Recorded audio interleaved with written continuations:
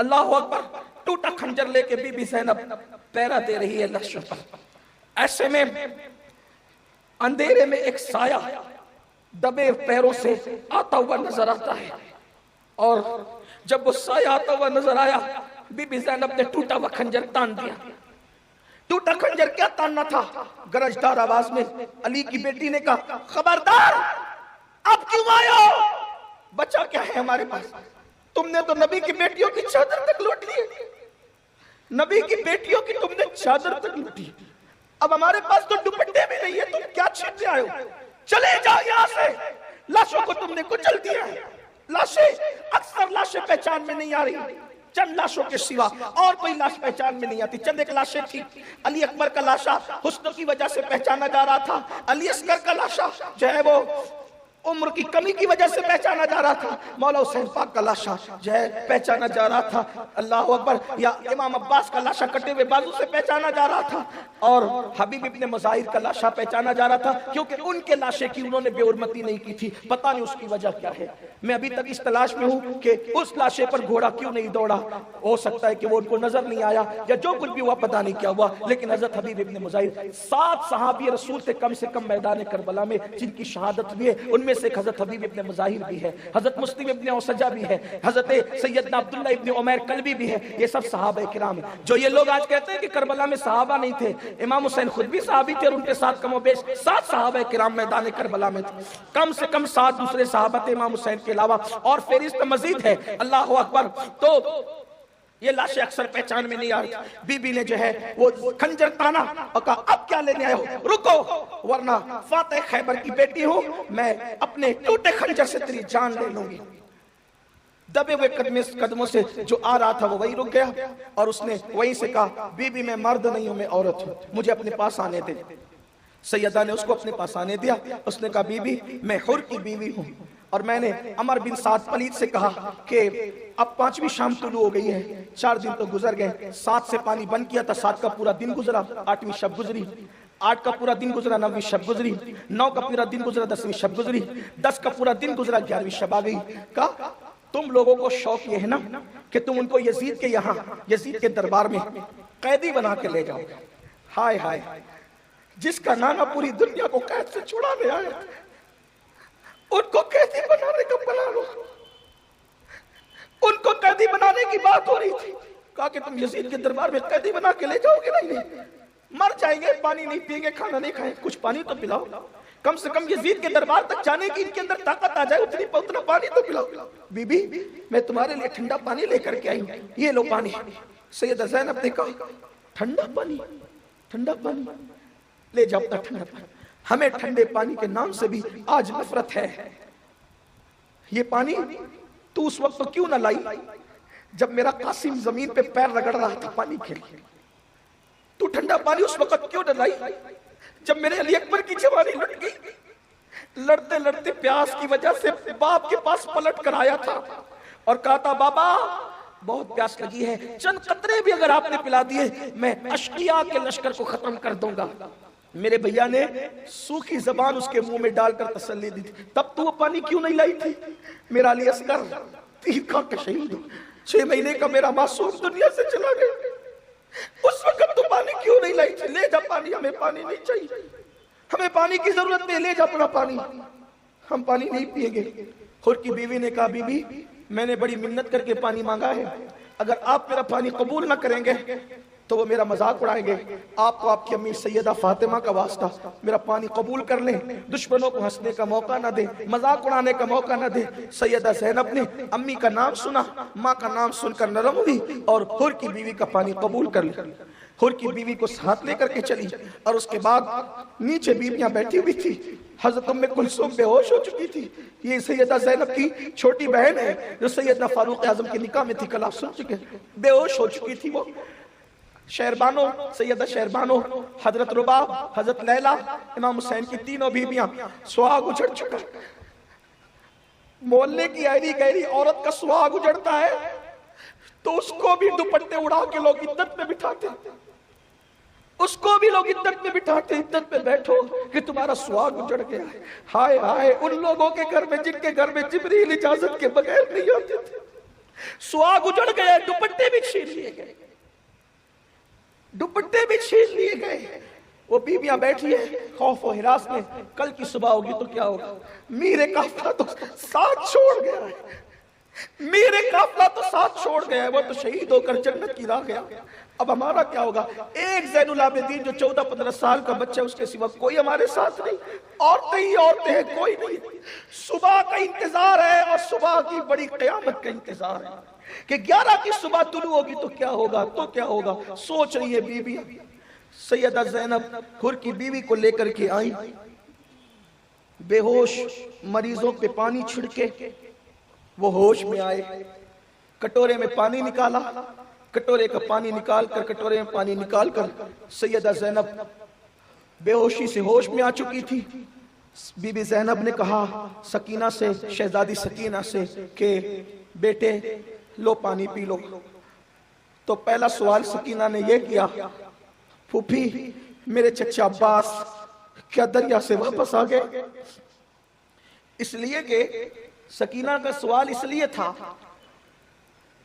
कि फुरात पर पानी लाने के लिए हजरत अब्बास गए थे, मगर हो गई थी हजरत अब्बास की शहादत।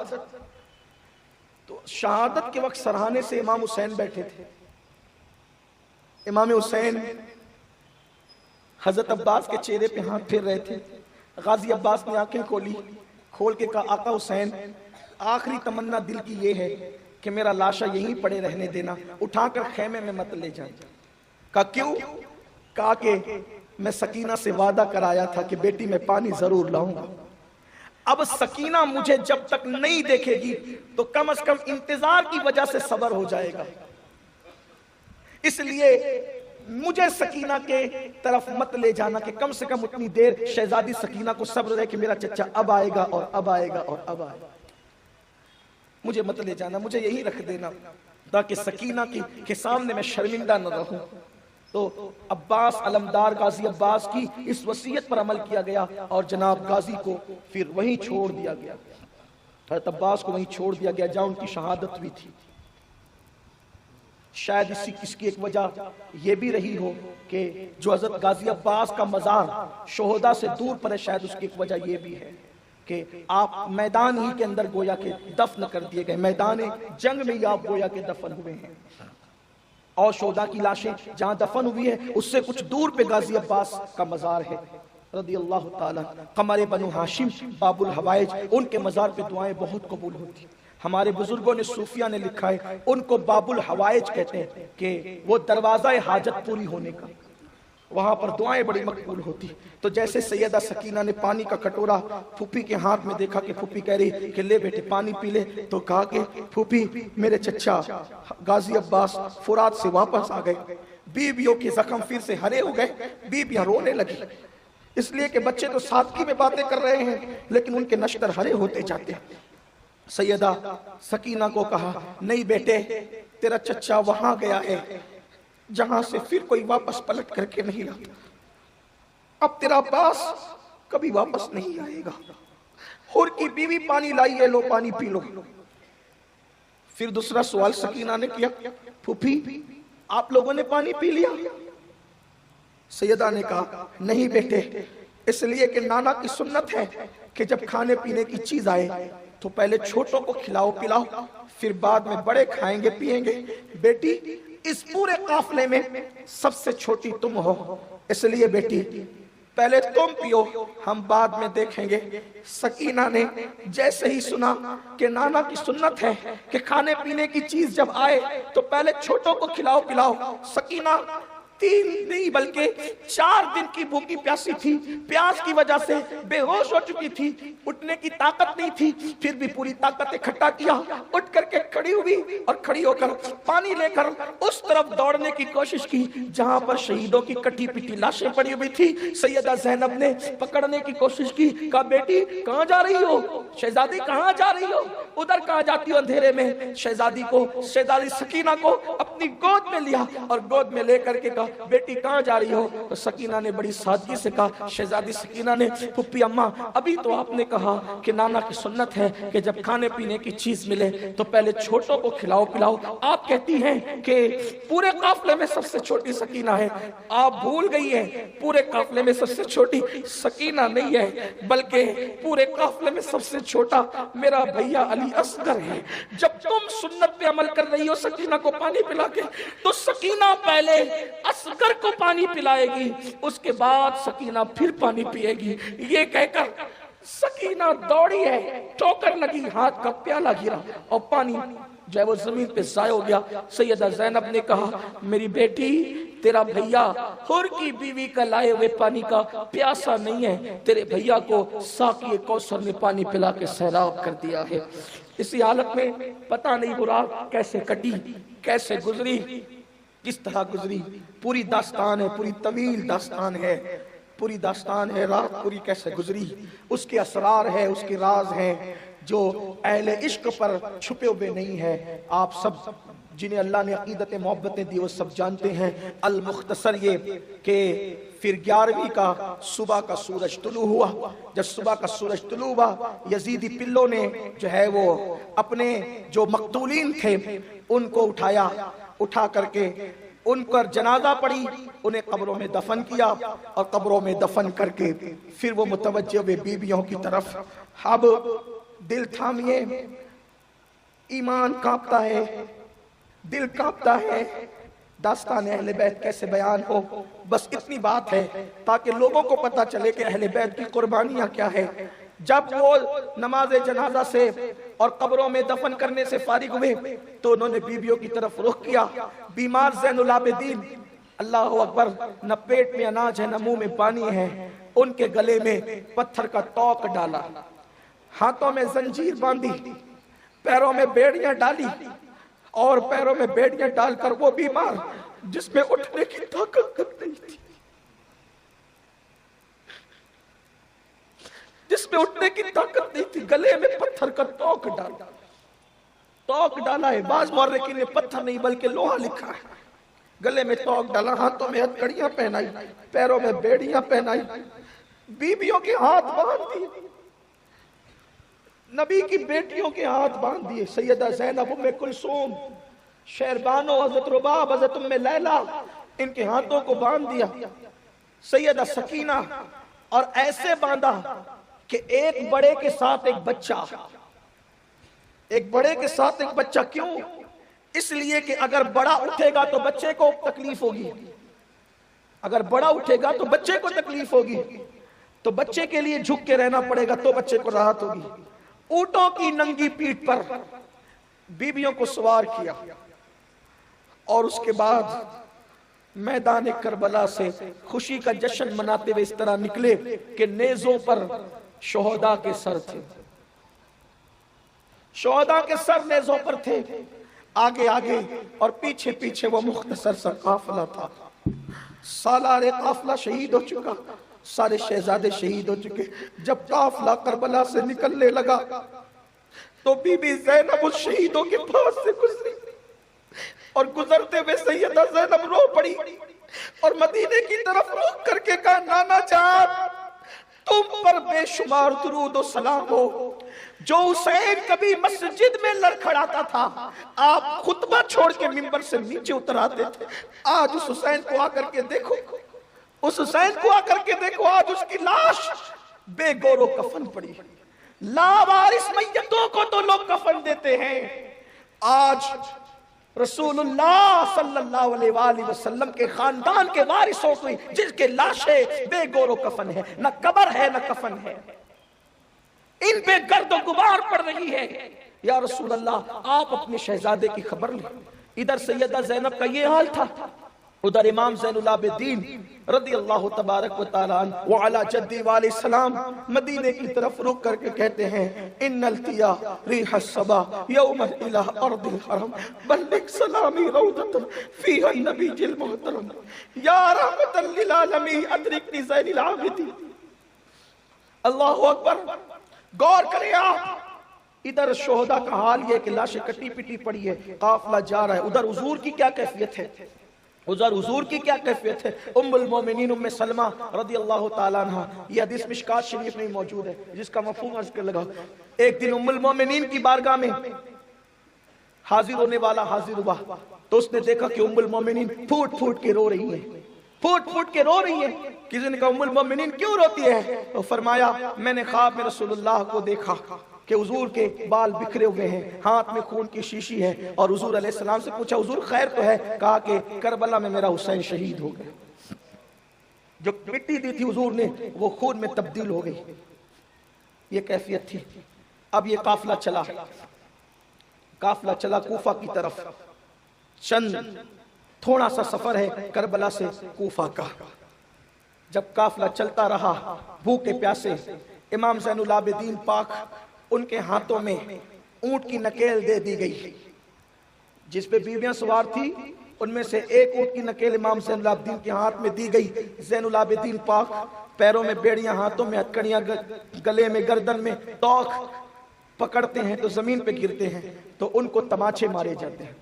بالآخر چلنے کی طاقت نہ تھی تو ان کو بھی سواری پر بٹھا دیا گیا، اور یہ قافلہ جب کوفہ کی طرف گیا، کوفہ جاتے جاتے شام ہو گئی۔ قافلہ پیدل چل رہا تھا، سر آگے آگے تھے، شام ہو گئی تھی۔ جب شام ہوئی تو چونکہ اس دور میں دروازے ہوتے تھے شہروں میں، تو شام کے وقت دروازہ بند ہو گیا۔ اور ویسے بھی ابن زیاد کا پلان یہ تھا کہ شام کے وقت اگر تم ان بیویوں کو اور اس قافلے کو لاؤ گے تو لوگ گھروں میں جا چکے ہوں گے، کوئی دیکھ نہیں سکے گا، انہیں شام کو باہر روکو۔ جب صبح ہوگی پورے کوفہ میں چہل پہل ہوگی، لوگ نیند سے بیدار ہو جائیں گے، تب ہم ان کا تماشا دکھائیں گے۔ پورے کوفے میں اعلان ہوا کہ راستے میں کچھ لوگ تھے جو ڈاکو بن کر لوگوں کا مال لوٹتے تھے، تو ہم نے ان کے مردوں کو قتل کر دیا اور ان کی عورتوں کو قیدی بنا کر کے ہم کوفہ لا رہے ہیں۔ تو لوگوں کے اندر ایک عجیب غم و غصہ تھا، لوگوں کے اندر کہ وہ کون ڈاکو تھے، لٹیرے تھے۔ اب ان کی بیویاں آ رہی ہے تو عورتیں چھتوں پر چڑھ گئی، لوگ گھر سے باہر نکل گئے۔ پوری رات بیویاں کھلے آسمان کے نیچے شہر کے باہر ایسی ہی موجود رہی۔ مورخوں نے لکھا ہے کہ وہ شہر کے باہر پورا قافلہ پڑا رہا۔ میری زبان میں اتنی طاقت نہیں کہ میں ان کو پڑے رہنے کی بات کروں، لیکن کھلے آسمان کے نیچے رہے۔ البتہ سر لے کر خولی بن یزید پلید، یہ وہ یزید کا بیٹا نہیں ہے، یہ خولی بن یزید الگ آدمی ہے، اس کے ہاتھ میں امام پاک کا سر تھا۔ وہ رات کو سر لے کر اپنے گھر پہنچا۔ اس کی بیوی نے کہا خولی اتنے دن سے تو کہاں غائب تھا، کہاں گیا تھا، کوئی خبر نہیں دی تھی؟ اس نے کہا میں تیرے لیے تحفہ لے کر کے آیا۔ اس عورت نے کہا کیا تحفہ لائے؟ خوشی خوشی کا کیا تحفہ لائے ہو؟ تو اس نے سر دکھایا۔ چونکہ مولا علی کے دور میں دارالامارت پایہ تخت مدینہ منورہ سے منتقل ہو کے کوفہ تھا، تو کم و بیش 4 سال تک حسنین کریمین کوفے میں تھے، تو سب ان کو پہچانتے تھے، سب نے زیارت کی تھی۔ جیسے چہرہ دیکھا تو کہا بدبخت، کوئی زیور لاتا ہے بیوی کے لیے، کوئی تحفہ لاتا ہے، یہ تو کیا امام کا کٹا ہوا سر؟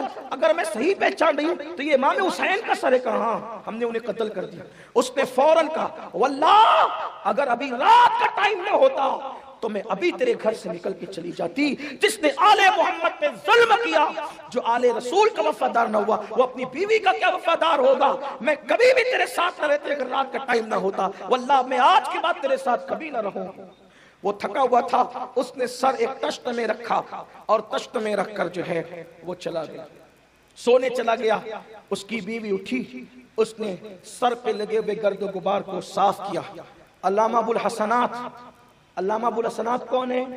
یہ سیدی اعلیٰ حضرت رضی اللہ تعالی عنہ کے خلیفہ، سیدی اعلیٰ حضرت رضی اللہ عنہ کے خلیفہ، حضور اعلیٰ حضرت اشرفی میاں کے خلیفہ علامہ ابو الحسنات رحمت اللہ تعالی علیہ، انہوں نے امام ابو اسحاق اسفرائینی کے حوالے سے لکھا ہے کہ جب اس کے گھر میں وہ عورت سر کو صاف کرتی ہے، خوشبو لگاتی ہے اور کھڑی ہوتی ہے، تو اس نے کیا دیکھا کہ 2 بیویاں آئی اور آنے کے بعد اس نے سروں کو بوسہ دیا اور وہ رونے لگی۔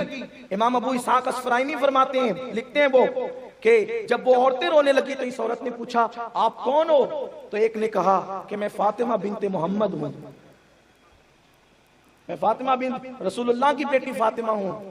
اور دوسری نے کہا کہ میں جو ہے وہ ابراہیم خلیل کی بیوی ہاجرہ ہوں. کچھ لوگوں نے کہا سارا ہوں. یہ رات وہاں گزری, صبح ہوئی اسی حالت میں, ہاتھ میں رسیاں ہیں, ہتکڑیاں ہیں, پیروں میں بیڑیاں ہیں, گلے میں توق ہے, اونٹوں کی ننگی پیٹھ پر بیویاں بیٹھی ہوئی بغیر دوپٹے کے. کوفے کی عورتیں چھتوں پر ہیں. چونکہ کوفے کی عورتیں اچھی طرح جانتی ہے سیدہ زینب کو, کیونکہ سیدہ زینب وہ خاتون ہے جو صرف 5 سال کی عمر میں حافظ قرآن ہوئی تھی, اور کوفے میں عورتوں میں درس قرآن سب سے پہلے قرآن کی تفسیر کسی نے بیان کی ہے تو وہ سیدہ زینب بنت علی ہیں. اس لیے وہ خواتین جانتی تھی سیدہ زینب کو, مگر سیدہ زینب اپنا منہ چھپائے ہوئے تھی, گردن جھکا کے منہ چھپائے ہوئے تھی. کل یہی کوفے پر ان کے بابا کی حکومت تھی.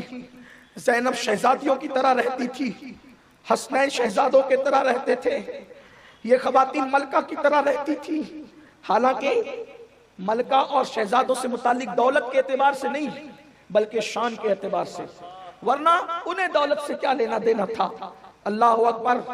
سیدہ زینب نے اپنا چہرہ چھپانے کی کوشش کی, اور آگے آگے سر ہے شہداء کے, پیچھے پیچھے یہ قافلہ ہے. ایسے میں جو ہے وہ عورتیں جب دیکھتی ہیں پیچھے کے قافلے کو تو روٹیاں پھینکتی ہے, روٹیاں پھینکتی ہے. جب وہ روٹیاں پھینکنے لگی تو سیدہ سکینہ کی گود میں روٹی آئی. 5واں دن ہے بھوک کا, سکینہ کی گود میں روٹی. 7 سال کی بچی, 7 سال کی عمر کیا ہوتی ہے, شریعت کی پابندی دے. بتیجی نے پھوپھی سے پوچھی, پھوپھی اماں یہ لوگ جو روٹیاں ہم پہ پھینک رہے ہیں تو کیا اس کا کھانا ہمارے لیے جائز ہے؟ کیونکہ وہ جو روٹیاں پھینک رہے تھے صدقہ صدقہ کہہ کے پھینک رہے تھے, اور صدقہ آل نبی پر حرام. تو سکینہ نے کہا کہ 5 دن کی بھوک کے بعد یہ روٹی ہم پہ حلال ہوگی صدقے کی. کہا کہ نہیں بیٹا, آل محمد پہ صدقہ حرام ہے. ایسے میں چونکہ اونٹ پر کوئی سوار ہو اور کوئی چھت پر ہو تو زیادہ فاصلہ نہیں رہ جاتا. آپ سمجھ سکتے ہیں میں جو کہنا چاہتا ہوں. تو ایک عورت صدقہ روٹی صدقہ ڈالتے ہوئے کہتی تھی کہ اے اسیرو, اے قیدیو, ہم نے سنا ہے اپنے رسول کی حدیث کہ قیدیوں کی دعائیں قبول ہوتی, قیدیوں کی دعائیں قبول ہوتی. تم قیدی لوگ ہو, یہ صدقہ لو, اور ہمارا آقا حسین ہے اس کی خیر اور عافیت کے لیے دعا کر. اس لیے کہ ہم نے سنا ہے کہ حسین کوفہ آ رہے تھے, اور کوفہ آتے ہوئے پھر کہاں گئے ہم عورتوں کو پتہ نہیں چلا. تو حسین جہاں رہے خیر سے رہیں, یہ صدقہ لو اور ہمارے آقا کے لیے دعا کرو کہ اللہ اسے خیر سے رکھے. خاندان کے ساتھ آ رہے تھے. یہ سن کر سیدہ زینب پھوٹ پھوٹ کر رو پڑی اور کہنے لگی جس حسین کی عافیت کی دعائیں ہم سے کروا رہے ہو اس کا کٹا ہوا سر تو آگے. بہرحال زیادہ دیر تک ان ظالموں کا مکر چھپا ہوا نہیں رہا. پھر جو ہے لوگوں نے پہچانا سروں کو, لوگوں نے پہچانا بیبیوں کو, اور اس کے بعد کوفی جو ہے وہ بال نوچنے لگے, چیخنے پیٹنے لگے, اپنے سینے پیٹ رہے تھے, کپڑے پھاڑ رہے تھے اور بال نوچ رہے تھے, ہائے ہائے کر رہے تھے. سیدہ زینب نے کہا کوفیو, یہ تمہارا رونا پیٹنا, تمہارا بالوں کو کھینچنا, تمہارا ماتم کرنا, خون حسین کے دھبے جو تمہارے دامن پہ لگے ہیں یہ اس کو کبھی نہیں دھل سکتا. خط لکھ کر کے تم نے بلایا اور تم بھاگی ہو گئے, تم بے وفا ہو گئے, تمہارے لوگ میدان میں آ کر کے سر لینے پر جو ہے آمادہ ہو گئے. کوفیو, تم قیامت تک ایسی روتے پیٹتے رہو گے, تم قیامت تک ایسی روتے پیٹتے رہو گے, لیکن خون حسین کے جو دھبے تمہارے دامن پہ لگے قیامت تک نہیں دھل سکتے. اور پھر بی بی زینب کو اور پورے قافلے کو بازار میں بار بار گھمایا گیا.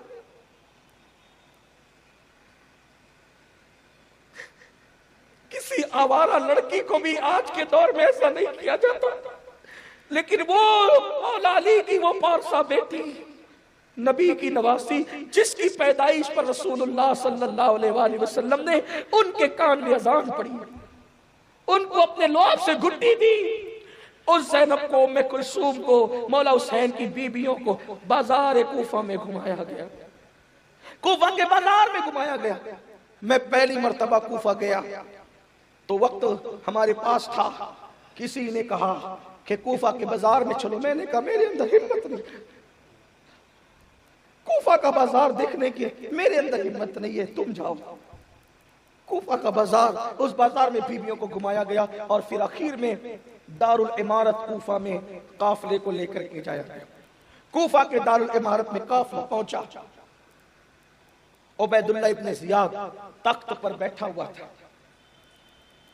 اور امام علی مقام کا کٹا ہوا سر ایک تشت میں رکھا ہوا تھا، بدن پر کئی دن کے کپڑے، سیدانیوں کے سید زادیوں کے بدن پر کپڑے میلے ہو چکے تھے، دھول اور گرد و غبار میں کپڑے اٹے ہوئے تھے، سروں پہ دوپٹے نہیں تھے۔ جن کو دیکھ کر کھڑے ہونے کا حکم تعظیم کے لیے وہ سب کھڑے تھے، اور وہ پلید زانی سے پیدا ہونے والے کا بچہ وہ تخت پہ بیٹھا، کوئی غصہ نہیں ہے، کوئی بات نہیں ہے۔ زیاد کے باپ کا نام تاریخ میں اتنا لکھا ہے، زیاد ابن ابی، یعنی زیاد اپنے باپ کا بیٹا۔ اس کے باپ کا نام معتبر مورخین نے اکثر نہیں لکھا ہے، اس لیے کہ اسلام قبول کرنے سے پہلے ایک صاحب سے زنا ہو گیا تھا اور اسی کے زنا سے زیاد پیدا ہوا تھا، زانی کا بچہ تھا وہ۔ ایک بات ہمیشہ یاد رکھنا، اہل بیت سے دشمنی کبھی حلالی بندہ نہیں کر سکتا، اتنا یاد رکھنا۔ وہ اگر کافر بھی ہو نا، کافر بھی ہو، اگر ہے اپنے باپ کا بچہ تو وہ کبھی اہل بیت سے دشمنی نہیں کر سکتا، کافر ہو کے بھی نہیں کرے گا، اور اگر حلالی نہیں ہے تو کلمہ پڑھ کے بھی اہل بیت سے محبت نہیں کرے گا۔ یہ میں آپ کے سامنے اپنے جذبات نہیں کر رہا ہوں، یہ حقیقی بات۔ اگر دلوں میں محبت اہل بیت ہے تو اپنی ماؤں کے لیے دعا کرو کہ مائیں پاک دامن تھی، اس لیے خدا نے اہل بیت کی محبت نصیب کی۔ ہاں، ورنہ جو اہل بیت سے دشمنیاں کرتے ہیں پھر ان کو تو ملکوں سے بھی بدر کر دیا جاتا ہے، وہ در بدر پھرتے رہتے ہیں، کوئی پناہ نہیں دیتا۔ بڑے غلغلے تھے، بڑے شورے تھے، بڑے چرچے تھے، لیکن اہل بیت کے دشمنوں کی صف میں کیا آئے، سارا وقار گیا۔ ارے یزید کا گیا تو تمہارا کب بچے گا؟ یزید کا گیا تمہارا کب؟ اگر دنیا کی عزت چاہتے ہو اور آخرت میں نجات چاہتے ہو تو اہل بیت سے وفا کرو۔ بہت ممکن ہے دنیا میں کوئی ذلیل کر دے، اہل بیت کی محبت میں جتنی ذلت کوئی دینا چاہے لے لو، لیکن یہ وہ تمغہ ہے، یہ وہ تمغہ ہے جس کو نصیب ہو جاتا ہے وہ وقت کا قلندر بن جاتا ہے، وہ مقدر کا سکندر بن جاتا ہے۔ وقت ہو گیا ہے، میں اپنی گفتگو کو سمیٹوں اور آپ کے سامنے جو ہے داستان کربلا مکمل کروں۔